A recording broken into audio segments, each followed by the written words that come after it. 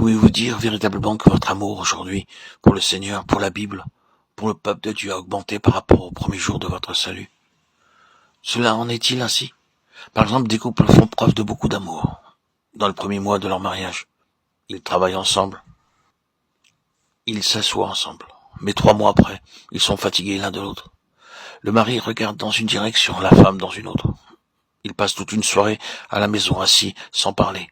Bien qu'avant leur mariage, ils ne pouvaient s'arrêter de parler. Maintenant, après 3 mois, ils se comportent comme des muets.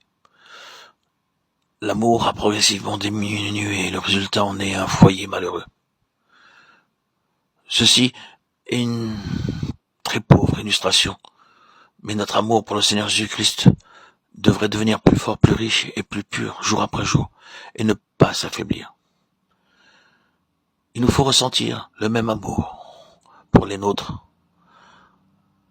Certains sont dans les ténèbres et ne connaissent pas leur chemin, et ne savent pas qu'ils sont responsables de leur comportement.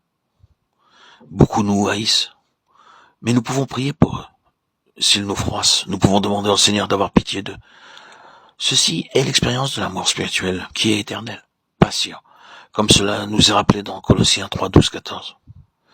Ainsi donc, comme des élus de Dieu, saints et bien-aimés, revêtez-vous de sentiments de compassion, de bonté, d'humilité, de douceur, de patience. Supportez-vous les uns les autres, et si l'un a sujet de se plaindre de l'autre, pardonnez-vous réciproquement. De même que Christ vous a pardonné, pardonnez-vous aussi. Mais par-dessus toutes ces choses, revêtez-vous de l'amour, qui est le lien de la perfection. Ceci, l'amour spirituel que Dieu réclame de nous. Il ne peut y avoir aucune excuse. Si nous désirons un héritage céleste, alors nous devons être affectueux, bons, tendres, gentils, sympathiques, tout le temps, et non pas occasionnellement. Paul définit l'amour dans 1 Corinthiens 13, 7, 8. Il excuse tout, il croit tout, il espère tout, il supporte tout. L'amour ne périt jamais. Les prophéties seront abolies, les langues cesseront, la connaissance sera abolie. Nous avons connu l'amour en ce qu'il a donné sa vie pour nous. Nous aussi, nous devons donner notre vie pour les frères. 1 Jean 3, 16. Ceci vient par l'expérience. Cela ne viendra pas facilement. Nous devons prier. Lorsque nous sentons nos cœurs s'endurcir, nous devons prier. Seigneur, rends mon cœur tendre. C'est ma prière quotidienne. Seigneur, garde mon cœur tendre. Nous parlons tant que notre cœur s'endurcit.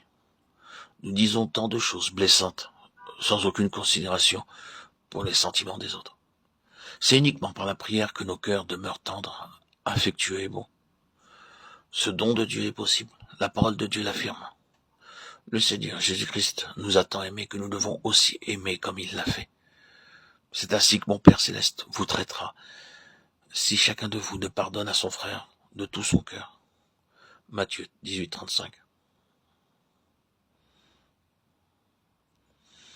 Nous devons pardonner. Alors Pierre s'approcha de lui et dit, « Seigneur, combien de fois pardonnerai-je à mon frère lorsqu'il péchera contre moi? Sera-ce jusqu'à 7 fois? » Jésus lui dit, « Je ne te dis pas jusqu'à 7 fois, mais jusqu'à 70 fois 7 fois. » Matthieu 18, 21, 22.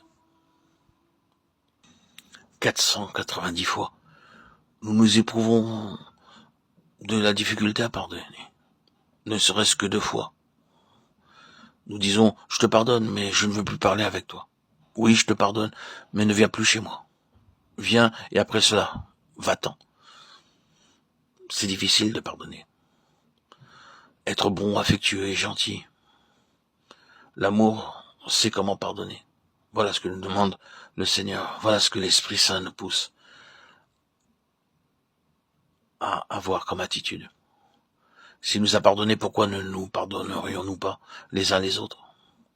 C'est pourquoi aimer et pardonner les autres est la première expérience fondamentale lorsque nous devenons un vainqueur, car nous ne pouvons pas vaincre simplement par de longues prières et par les jeûnes.